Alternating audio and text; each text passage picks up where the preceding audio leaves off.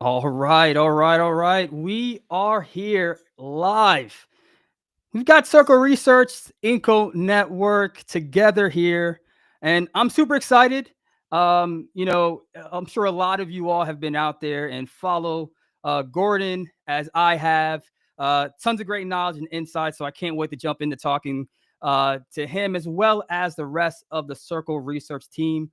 And we have Inco Network here, and we have Remy who's going to be joining us to give us some further insights.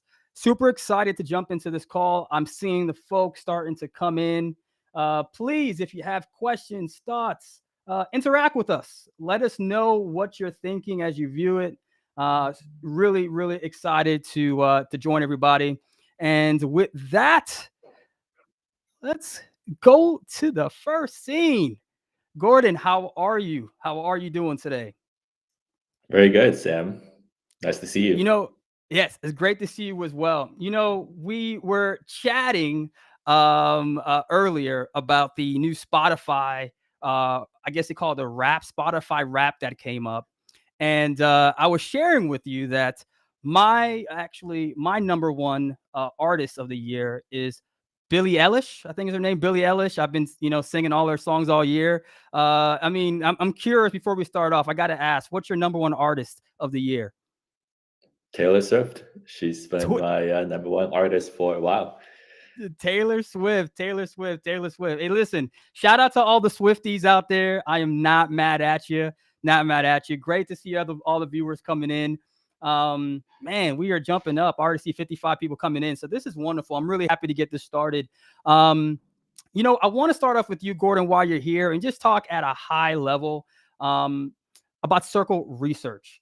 I'm curious, can you share perhaps a little bit more um, on an overview of Circle Research and maybe its mission a little bit? Sure. So Circle has been around as a company for a bit over 10 years, and Circle Research is a relatively new function that's established in the last, I would say, a year and a half or so. And it's an expanding team as well. And then the mandate is very clear: is to deliver R&D and innovation that could propel Circle forward in providing economic prosperity to the world. Uh, Most people probably know Circle for its stablecoin USDC, but I think that's, if you think about the long journey that Circle has been on and the future journey that Circle will be on, research is core to building additional R&D, building additional innovation on top of USDC, but also adjacent to USDC for a broader network and for a broader platform. So I see Circle Research being at the core of this drive for innovation in the blockchain space, this drive for innovation for payment stablecoin to be more widely adopted, more widely usable for everyday individuals and businesses.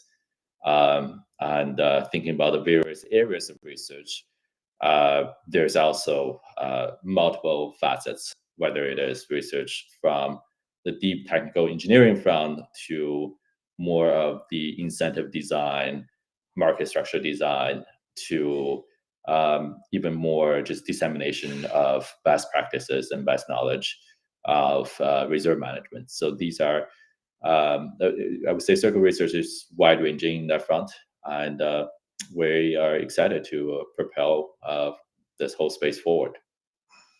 No, and I mean, you definitely have been.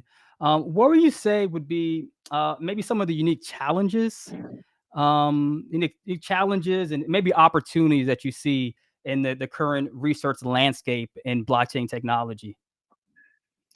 Yeah, I think blockchain research, and it's quite interesting, right? The whole space has only been around, for a little bit over 10 years, and really the active part of research related to on-chain economy, decentralized finance, has only been around for, I'd say, last 5 years or so, particularly in the last 3 years.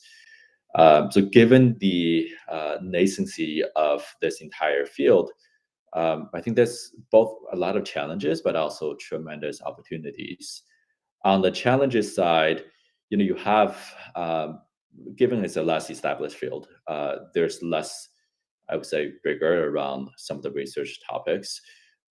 You have now more participation from the traditional academia space, but mostly research is still led by the industry, led by initially developers, then dedicated research teams.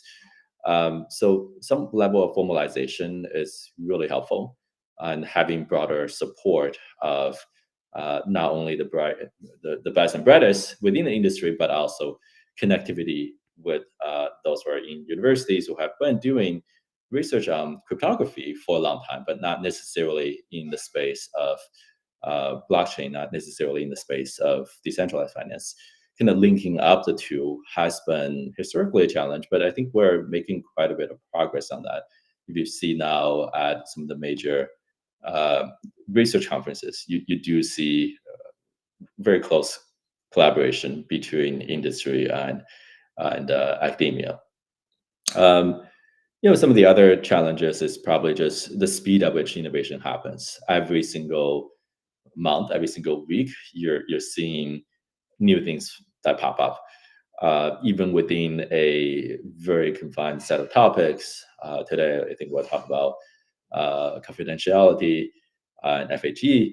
The space is also evolving rapidly. So you see research and applied research and applications all coming online at the same time. It's a really exciting space to be in, but it's also quite a lot to get a handle on what is the latest development in each area, and not just being able to follow the latest developments, but also contribute to the research. Fantastic, fantastic. You know, someone like myself coming from the developer community, how is it that you feel that the Circle Research team is able to engage with the developer community, as well as the broader research community as well? Yeah, that's a great question. Look, Circle Research team has, it's relatively small at this point. Right now, we have, I would say, two and a half, three folks who are fully dedicated to research, other than me, and it's an expanding team. We are making our way to be more engaged with the community. I think we are. Last year, we plugged in quite a bit into some of the developer conferences. We plugged in with a lot of partners across the ecosystem. And I think coming from a background of being in academia before, having that sort of connectivity is also quite helpful, especially in the space that oftentimes translate the more fundamental research into practice. So our doors are always open. I think Circle Research is represented by the individuals on the research team. And later on, we'll have the pleasure of introducing some of the team members. But it's really the people that matters, and it's led by uh, the folks who are doing research, rather than a Circle Research as a nebulous entity on its own. So we're excited for the conversation later with Alex, Kylie, and Adrian. No, I think that's great. I think that's great. I have one question to ask you before we jump in, because as you said, it's important to talk about the whole team. My final question on with you while I have you, Gordon, is comes down to prioritization. Like, how does it? There's so much, right? Our community's huge, research is huge, and there's so much to do in the blockchain space. How do you feel? How is the Circle Research team able to kind of prioritize the focuses that they aim at? I think it's about identifying key areas that drive not only Circle's mission, but the industry's mission on bringing in mass adoption of this technology for the benefit of the end users. If you think about the most relevant areas of product that Circle offers, which is payment stablecoin, there are core issues that are very fundamental for the usage of stablecoins as a payment instruments. these features, such as privacy that we'll discuss, and such as identity solutions and fraud deterrence, these are just core areas of focus. For research to really bring the product to the next level of usage more broadly. So that's one side of user-centric focus in terms of here's the long-term priority in terms of additional features we could add, additional usability we can add, and how do we translate the more fundamental research to align with these longer-term features. And then there is a set of considerations because Circle sits at this regulated intersection between the crypto and blockchain space and the regulated banking space. There's a set of considerations also for the set of research that's needed for payment stablecoin to be more adopted, or blockchain technology, more broadly speaking, to be adopted by regulated institutions and accepted by major financial regulators and standard-setting bodies. So some of the research on that front are also quite keen to be prioritized, and those include things that are focused on. Last year we released, or earlier this year we released a paper on capital ratio. How do we think about capital framework for a stablecoin issuer? And how should we, now we're doing some research on what are the ways to backstop black swan events if a blockchain goes down. So these are a set of research that's aimed at not only the practitioners, but also some of the policy regulators that also are needed to facilitate a greater adoption of the technology. Awesome. Hey, look, let's go ahead and make sure that we get the rest of this team, because that's something that you've been talking about. I'm going to pull to the side, stay in the background. You know what? You and your team really are the stars of the show. So let's go ahead and bring up the rest of the team. I have a pleasure to introduce to everyone Alex Kruger and Adrian. And Alex and Adrian have been a core part of Circle and Circle Research. So today we'll discuss a bit about their work before diving into the work that Kylie will discuss with Inco. So let me start off with Alex. Alex, you recently wrote a blog post on temporary approvals. Why don't we just start off on that? Tell me a bit about, first about yourself and also about your most recent work in this area. Yeah, thanks, Gordon. Just to introduce myself a little bit, I'm a software engineer at Circle. I work on the research team with Gordon. I've worked in the crypto space for almost 7 years now at various companies, including Coinbase and Phantom Wallet before coming to Circle. Like Gordon mentioned, recently did some work on a concept called temporary approvals. And just to talk a little bit about that, I'll start with current ERC20 approvals. So the ERC20 standard on EVM has this concept of an approval where you can let some other address spend your token balance. And that's typically used in DeFi to let a smart contract, say like a trading settlement contract, to spend your token in a DeFi transaction. In the settlement contract example, it would be so that it could settle a swap between you and another party. So the way these approvals work today, they're permanent. So these approvals stay in place until you explicitly revoke them. The problem with that is if the contract that you interacted with and you approved becomes compromised at some point in the future, then your token balance could be spent maliciously. So temporary approvals are a proposed extension to the existing ERC20 standard that use a new feature on EVM called transient storage. And transient storage allows you to store a value for the duration of a single transaction only, and then the value is discarded. So the proposed extension is allowing you to give spend access to your balance, but only for a single transaction.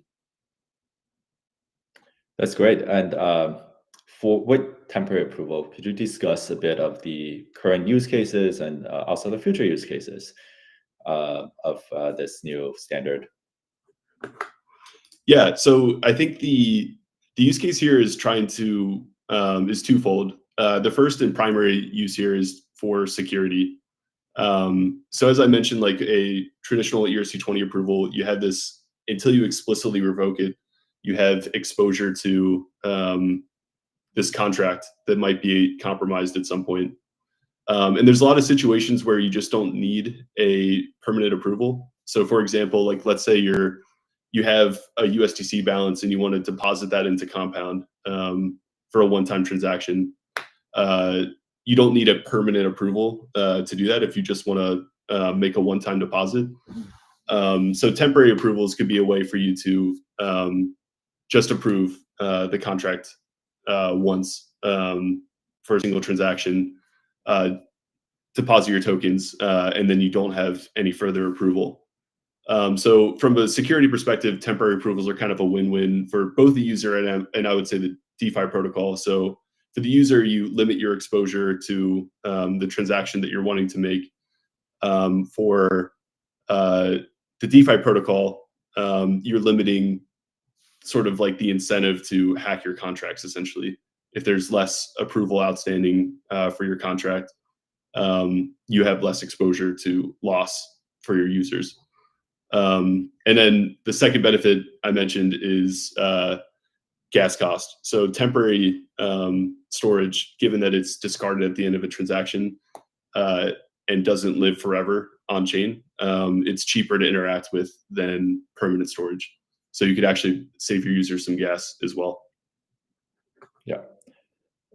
Those all make a lot of sense. And, at Circle, we strive to bring the most secure way of transacting and interacting on chain for the users. And that's probably one of the reasons why, you decided to write this blog post to propel the industry forward in terms of adopting safer techniques, and not just safer, but I can also see that this is quite useful in terms of improving usability, because many of us probably have multiple wallets in which there are some wallets where you just want to try different newer protocols for, but we with temporary approval, we probably could not have as much need for rotating through wallets just to get the same type of security guarantee. How do you see Circle,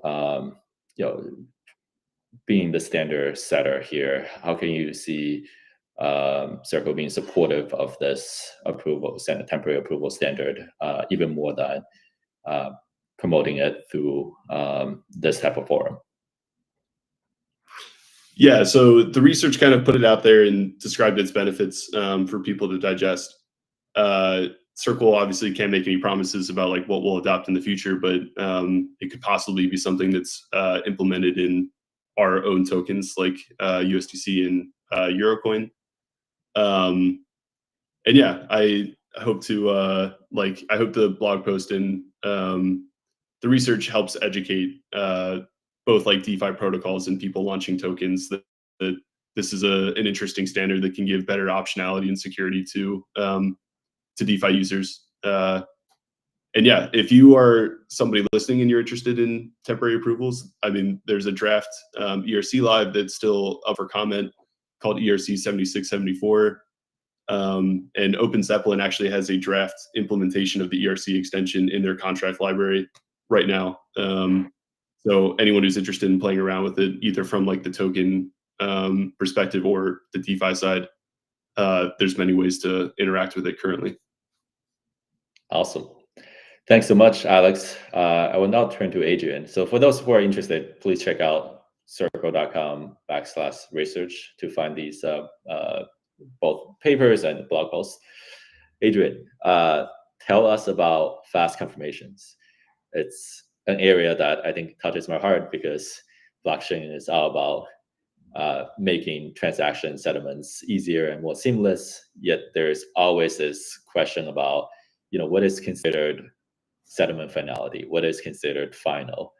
This new research blog post that you put out with some really good empirical tests, I think speak to this question. So tell us about it. Sure. Thanks, Gordon. And yeah, just a quick intro. My name is Adrian Sahoyan. I'm a software engineer here at Circle, and I originally joined Circle in 2017. So that was before USDC was on mainnet, and so I've worked on a bunch of different stuff over my time. But most recently, I've been lucky to, contribute to Circle research, including a recent blog post that Gordon mentioned, which is called "Exploring Confirmation Rules for Ethereum." And that blog post really highlights and kind of dives into another paper that was published by researchers at the Ethereum Foundation, Consensus, University of Canterbury, and Off-Chain Labs earlier this year that proposes a confirmation rule for the Ethereum consensus protocol. And what a confirmation rule is it's a algorithm or determination that could help you decide whether a block will remain in the chain long term. And so in Ethereum, after the merge, we have a proof of stake system and the Gasper protocol that provides very strong finality guarantees. And for many off-chain applications, if they want maximum security, they rely on Ethereum finality, which on average will take around 15 minutes in order to finalize a block. But some applications may need to balance sort of different latency requirements against safety.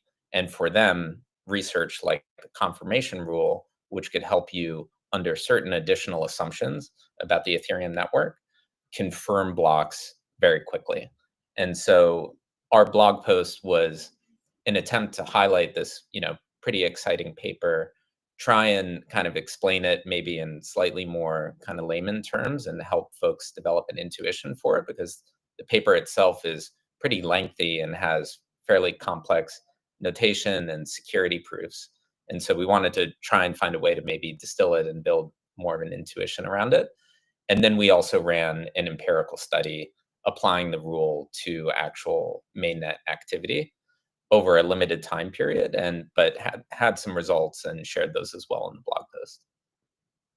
Yeah, in your empirical test, which I find really fascinating coming from empirical research background, you did encounter, I would say, things are multi-block reworks that was in that test time period. But this fast confirmation rule was able to kind of overcome the issues with the multi-block rework. Could you talk a little bit about that and the significance of that? Yeah, so the confirmation rule allows you to kind of tune it based on, I suppose, your safety or risk tolerance. And so one of the inputs to the confirmation rule that you could configure is an estimation for the percentage of validator stake that may be held by malicious validators. And so depending on how you tune that, and that would be anywhere from 0 up to 1/3, that'll affect basically how quickly the confirmation rule will confirm blocks. And so we performed this empirical study over a period of 6 days and applied different settings to the application of the rule, which produced different results. But what we saw is sort of if you set that at a low level, sort of on average, you see blocks being confirmed at around 30 seconds. At a more sort of conservative setting, you see them being confirmed around 1 minute or so. And as you mentioned, over that period, I believe there were around 50, 56 sort of 1-block reorgs and then 1 2-block reorgs. And none of those blocks were under any of the configurations of the confirmation rule confirmed, which is great. And all the blocks that were confirmed under the confirmation rule did remain in the chain long term and were eventually finalized. And so, what we saw, again, it's just a limited period of time, and there are some caveats around our implementation of it, which we did open source, and we list some of the approximations and kind of caveats to our prototype of the confirmation rule. But even under with all those caveats, it did perform well under that time period. So that was a kind of exciting result. To do a more involved empirical study would be really interesting. So doing it over a longer period of time and sort of a optimal implementation of the confirmation rule would probably confirm blocks much faster. And the paper outlines kind of like theoretically in optimal conditions, if you were to run the confirmation rule at the beginning of a slot, it should be able to confirm a block by the end of that slot, which is very exciting. And to do that, I believe you would need to potentially look to integrate the confirmation rule directly into an Ethereum client.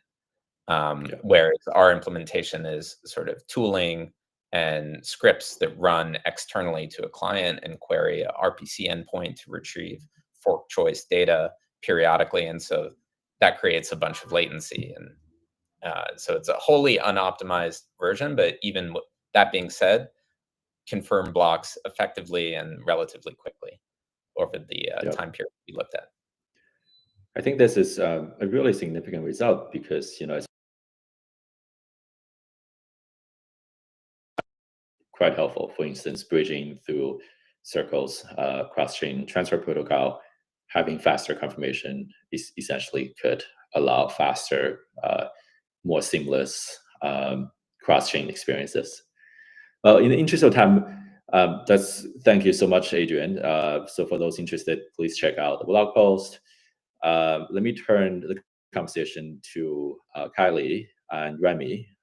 Kylie has been a founding member of Circle Research and engineering lead at Circle Research for the last year and a half or 2 years. Remy joining us from Inco. They're going to chat about the new Confidential ERC 20 standard proposal paper they recently released. So please come online. Yeah, thank you, Gordon. So just a little bit of background on me. I joined the research team before there was really a research team like 2 years ago, and have the honor of working with Adrian, Alex, and Gordon. And I guess a fun fact of how I got into crypto, which is relevant for what we're going to talk about for the next 30 minutes, is my first project in crypto was actually through a grant from Tornado Cash. And it was an anonymity tool for Ethereum transactions. And it was quite the introduction to crypto. But ever since then, I've just found privacy and blockchains just super fascinating, because privacy is needed for good and also can be used for bad. And we'll get into more of that later. But we're joined with Remy from Inco Network. It was such a pleasure to collaborate with them on this project over the past few months. So I'm going to turn it over to Remy. Can you share a bit about yourself and what Inco Network does, their mission, etc.? Yeah, absolutely. Super excited to be here. And yeah, it's been great working with your team. So my name is Remy. I'm the founder of Inco. So been in space since 2017, worked as a crypto VC, also engineer at Microsoft and Google. I was one of the founding members of a DeFi protocol on Polkadot that had over 500 million TVL. And yeah, I've been working on Inco for the past year and a half. And so what Inco really is building is a confidentiality layer for blockchains. So we're not a private blockchain like Hyperledger that's very separate and siloed. We're not a application like Tornado Cash or Railgun that's very application specific. We're also not a separate L1, L2 ecosystem where you have to move user funds or users to your chain, like Secret Network, Oasis Network, or Aztec. We'll reach this layer that sits on top of existing blockchains to enable confidential compute. So yeah, super excited to talk more about the paper that we released a while ago, and yeah. Yeah, awesome. So before we dive in, it's kind of like I think people are wondering, how this partnership came about, and yeah, what led to the birth of this project? Yeah, so when we raised our previous round, the seed round, so Circle Ventures was part of that funding round, and given the fact that we are enabling a unique privacy tech to public blockchains, and also Circle's positioning as a leader in the stablecoin space, there was a lot of synergies in sort of exploring the payment side of things, the private payment side of things, with a different angle. And FHE here is the underlying cryptography that we're utilizing to do confidential computes. And for the longest time, FHE has been known to be impractical until more recently. So there was a natural fit to sort of apply this new technology to a problem that really hasn't been completely solved in the past, and using a very different angle. And then, to our pleasant surprise, there are differentiating factors that we'll just touch on a little bit more later on. Yeah, thanks. And just to add on, we were really excited to work with Inco on this because, like Remy said, it's a very unique type of privacy solution that isn't a chain, isn't a protocol, and there's like an opportunity to add privacy and compliant privacy at the token level. And Circle as a the top issuer in stablecoins can bring like the perspective on the design of such a compliant private ERC20 framework, and so that's what we kind of set out to do. So yeah, let's just dive into the project itself, and more on the motivation of why we were interested, why we started this project from Circle research side. Well, just to back up on wider transparency versus privacy, a very common double-edged sword in crypto. Transparency is great, right? You can verify your payments. You can even trace when a hack happens and identify bad actors, and that's something that makes blockchain very unique as a feature, not a bug. But on the flip side, we need privacy in a lot of cases, and I think something that is commonly misunderstood, and curious if you agree about that, is privacy is often thought about as a one-dimensional feature. You either have privacy or you don't.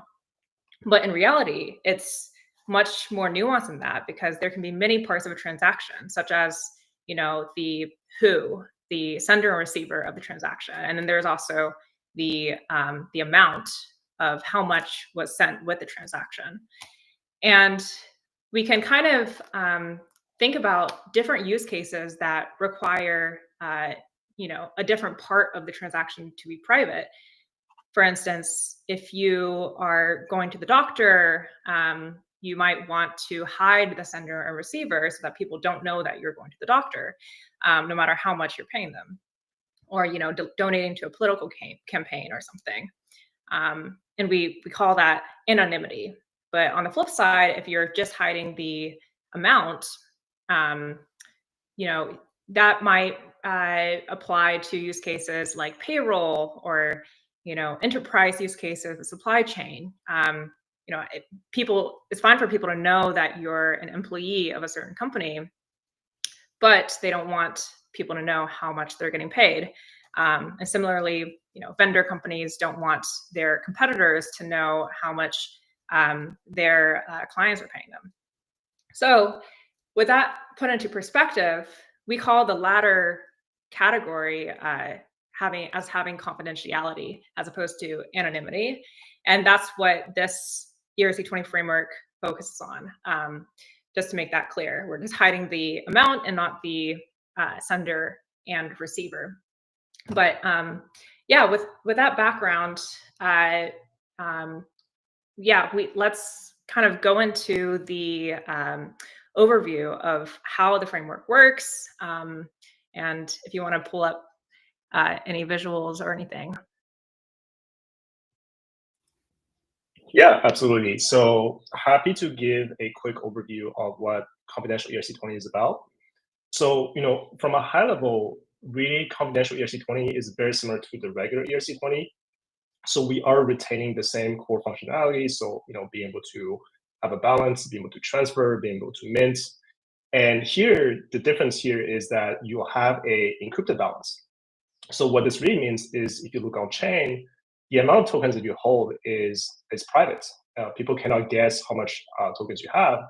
And if you want to do any type of transfer or payment, you can actually send a confidential amount to the recipient.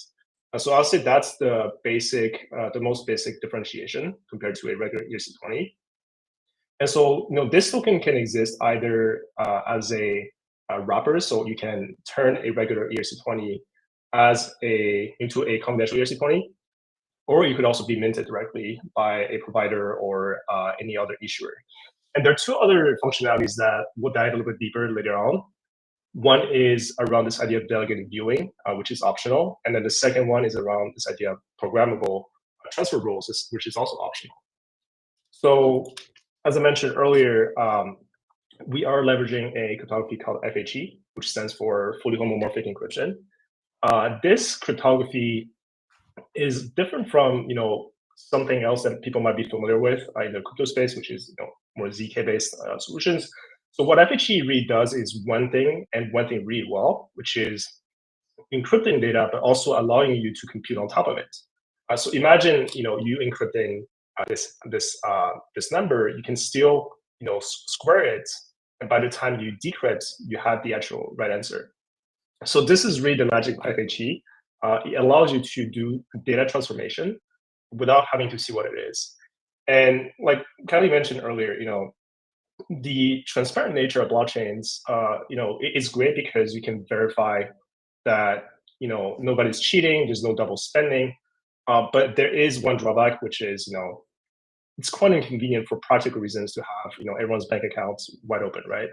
So FHE, given it is cryptography focused as well, it's based on cryptography, and you are able to sort of replay transactions and then recompute and verify that things have been done correctly.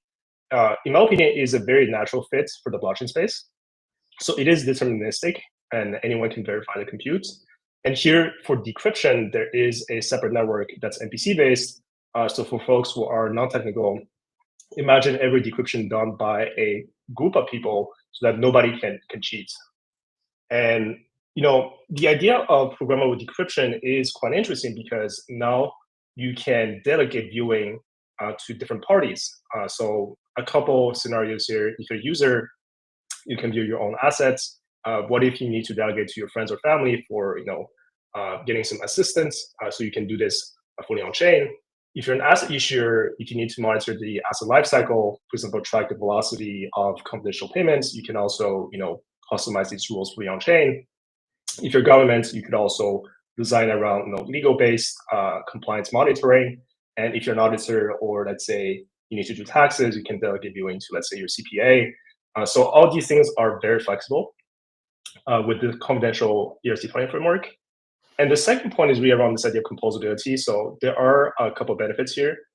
Today, if you were to transfer, let's say, USDC to a private application, whether it's for private lending or trading, that you sort of already leak information based on the amount that you transfer because everything is transparent. But this is a problem solved with confidential ERC20 because now this encrypted amount can be transferred to a different application. And so you do have this preservation of end-to-end confidentiality that can be quite necessary and useful for things like dark pools or any private trading systems. And the second part is really around this idea of composability. So with the confidential ERC20 as a basic primitive, you can imagine doing a confidential voting, lending or payments because of this idea of composability. And quickly on this programmable transfer rules, what this really means is you could enforce transfer rules based on plain text rules, so your typical block list. But you can also think about novel ways to program transfer rules based on encrypted information. So whether it's, let's say, your age, your geographic location, any transfer limits, that's encrypted, stored on chain. So based on this private information, you can still customize logic of whether or not some money should be transferred to another recipient. And so what this really means is all these things I mentioned above combined, it really gives you a pretty comprehensive framework to reprogram any compliance, business logic, and also risk management as a developer or provider. And yeah, so we have more information with our paper here. So here's the link. And yep, feel free to take a look if you want to learn more about this framework. Yeah, and just to double click on some of the things you said, the composability part is a unique benefit that isn't always found in other privacy protocols or solutions. And I think that's, very, very connected to some of the technical decisions that arose as part of this project. And so we'll love to, hear more from your own words about, the comparison between commitment-based protocols and more encryption-based protocols like this confidential ERC-20 framework. So one of the reasons I really liked our research collaboration is it was really, like you said, comparing commitment-based solutions versus encryption-based solutions. And I'll say, the commitment-based solutions historically have been solutions, leveraging ZK. So you can think of, Zcash, Zether, Cape, versus encryption-based systems that are, MPC, FHE. I'll say that category is relatively newer in the crypto space. So, being able to contrast the pros and cons has been quite useful in sort of seeing the differentiating factors. And yeah, I really see, I would say there are two major differentiations. One is around this idea of flexible decryption that I mentioned earlier slightly. And then the second thing is around composability. So I'll start maybe with the first point around flexible decryption. So when you have a commitment-based system, usually that's ZK-based, typically you need a separate wallet that has a viewing key. So every single user has their own viewing key. And so if Bob sends money to Alice, Bob has to generate a ZK proof and also specify Alice's viewing key. And so, this is also great because, it means that things are really private. Everyone can only see their own balances. The downside here is it's a very rigid system for delegating viewing. So for example, if Alice needs to do her own taxes, it makes it very difficult for her to delegate the entire viewing key to, let's say, a CPA, which, in that scenario, the CPA will be able to see Alice's private balances forever, right? It's also difficult for, let's say, a company or an issuer to delegate viewing for, let's say, an investigation or auditing of expenditures in the company. Overall, it just makes it a lot more rigid. The encryption-based system is a little bit different because typically people would encrypt everything under the same key, and this key is essentially shared. And the way you can guarantee that the security of this key is still robust is, typically it's NPC based. So there is a threshold requirement of participants so that, to decrypt something, they all have to agree to decrypt something. And the benefit of this is that all the rules for decryption are inscribed on chain. And so you can imagine casting a transaction or via governance changing these rules over time in case you need to, let's say, do an audit or delegate viewing for any reasons. And the second point is you actually don't need a new wallet. So here with the confidential ERC-20 framework, people can just use their MetaMask. So it's going to be a lot more seamless in terms of user experience. And on composability, I briefly touched upon this during the presentation. If you think about the way things are built in Web3 today, you have something like ERC-20, a basic primitive like ERC-20 that's being used everywhere. It's used by Uniswap for trading, Compound Ally for lending, and you can also do things like flash loan. And the reason why this works is really because of this idea of composability, meaning that one application can be built on top of another application in an atomic manner. And this is also how sort of you create network effects, right, in this entire Web3 space. So the confidential ERC-20 standard does have a similar property. Because it is an encryption-based system, you can transfer a private state to another private state. It's really this idea of shared private states. So for example, if I hold a confidential amount of ERC20, I can cast a vote using the same confidential amount without leaking how much tokens I have. And you really get this property because of this idea of composability. And so I would say that's one major differentiator. In the commitment-based system, the challenge with composability is that everything happens off-chain. The circuits, the secrets, the proof generation. So it's just very, very difficult to have this idea of composability across private states using ZK-based systems. And the second point within composability that I think is actually quite interesting and useful for adoption is it also allows you to be compatible with existing tools. What I mean by this is we can actually hold a confidential amount of ERC20 using a Gnosis safe or smart contract wallets, which is not necessarily something that you can easily do with a ZK-based system that typically has a spending key or requires an EOA to generate a proof. And I'll say, this part is also quite useful for thinking about long-term adoption. Yeah, so composability is kind of comes from two design decisions from this framework. One is the encryption being encryption based, and the other is just the fact that it does extend the ERC20 standard, and just like the ERC20, it's a building block for composability. Awesome. And kind of diving more into the compliance side of things and programmable transfer rules.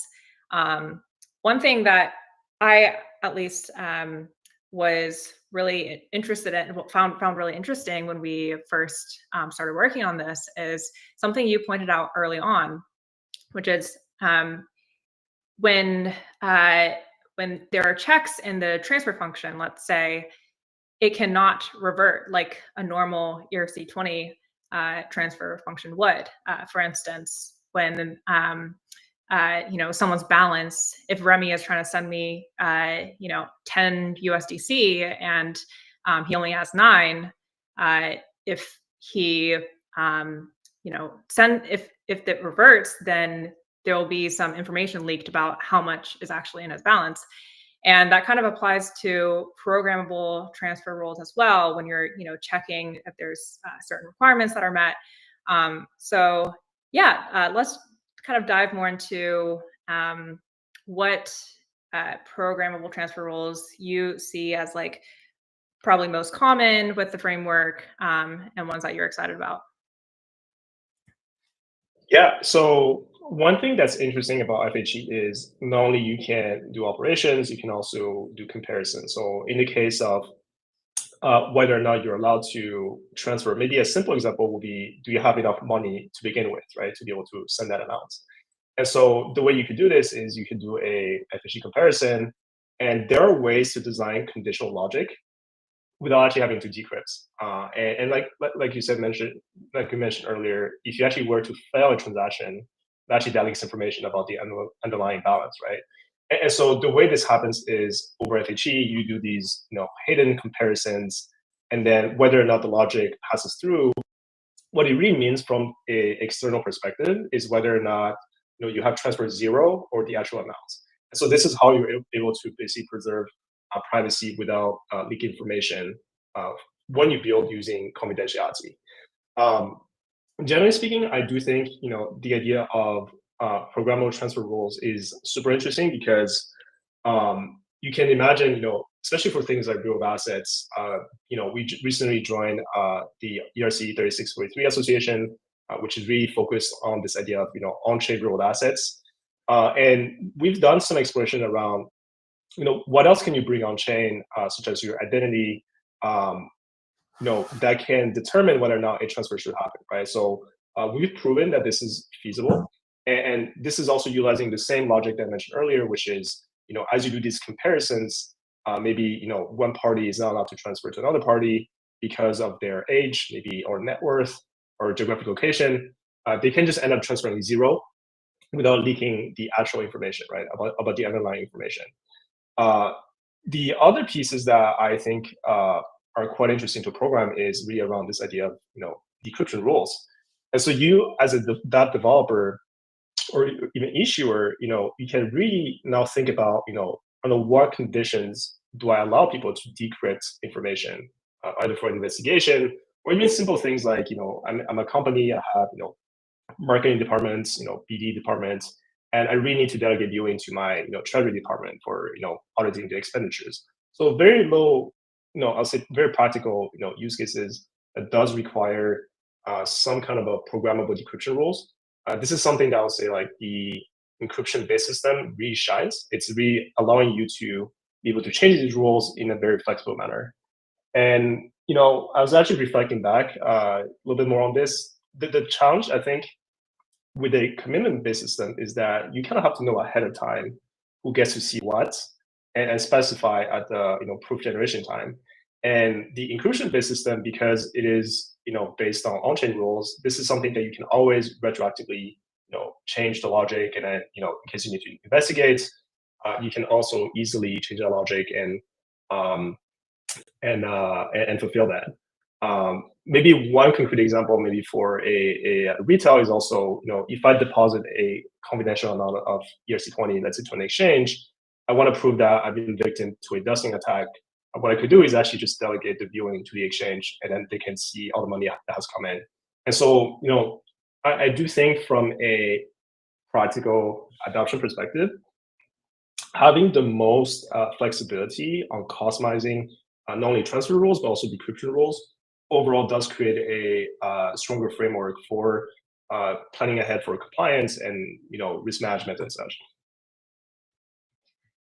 Yeah, totally. And I think like the flexibility of the decryption rules is part of what makes it so powerful. You can even do things like IAM groups, like your AWS accounts, having an entire division within a company have access to certain number of accounts, and also make it based on time of the transaction, and just give a limited access to like maybe 1 year.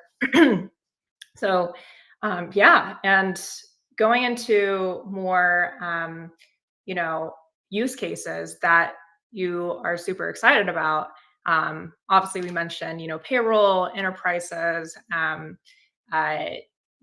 just more payment use cases. But what else is out there? Yeah, that's a really good question. So we really see confidential ERC20 as the most basic primitive, and obviously this can be applied to stablecoins, utility tokens, RWAs. So it's pretty broad, I would say. And so yeah, beyond payment payroll, you can think of token vesting. People could be building trading systems. So once confidential ERC20 is released as a primitive, the next thing people typically want to do is like be able to trade or lend out and do DeFi. So also, this is a very exciting direction to see, how can people build on top of this basic primitive because of this idea of composability. And then long term, I do see also a lot of value in the real asset space where, this idea of privacy is very much needed. And there could be novel primitives around identity, on-chain identity that's private, that can also interact directly with this, these like token transfers and transfer rules. So I do think, I'm really excited to see what people can build on top of existing primitives, and what newer primitives can also come into the space, and then allow people to remix other ideas as a whole. Cool. And looking into the future of confidential ERC20s, is there something that is top of mind for you as extensions to add on top of what we have built so far? Yeah, definitely. It is still a very new concept, this idea of confidential ERC20 as a primitive. So we'd love to invite builders, researchers to help us, take this to production. And then there are many ways you could contribute. Feel free to make a PR to the open source repo. But the reason why I say this is, I think getting the interfaces right is very important. So, Alex from the research team mentioned earlier, this approval function is super crucial to enable DeFi. So everything, if you think about like how AMM works, you need to give approval, and then you need to have this transfer from functionality as well in order to do DeFi. So In a similar way, Confidential ERCs 20 would have similar interfaces, but there could be additional interfaces are quite crucial and necessary in order to build a very practical DeFi ecosystem on top. So from that perspective, we'd love to get more feedback from communities, and anyone who's interested in contributing to this standard are welcome to reach out to us or Circle research team to contribute. Yeah, I think the best way for people who are interested to get involved is just to start building on top of it. There's so many potential use cases, blind auctions, things in DeFi, on top of more mainstream use cases. And, the use cases are what bring the requirements of the technology. So awesome. I think we're at the top of the hour. So thank you so much, Remy, for joining us today. And I'll take it back to Sam. Wow, this was such a great discussion. When you said we're at the top of the hour, I was like, it's been an hour already. No, this has been great. Thank you for everyone joining in. I mean, we're talking about close to, I'm seeing now 700 folks live listening into this conversation. Clearly shows that there's a need for this sort of content. So really want to thank everybody here that participated in this and helped just spreading that knowledge to the community. Gordon, before we sign off, any last minute comments? Yep, keep an eye out for more to come from Circle Research. And my last line for this is privacy is not a crime. And there's much more going on in the stablecoin space.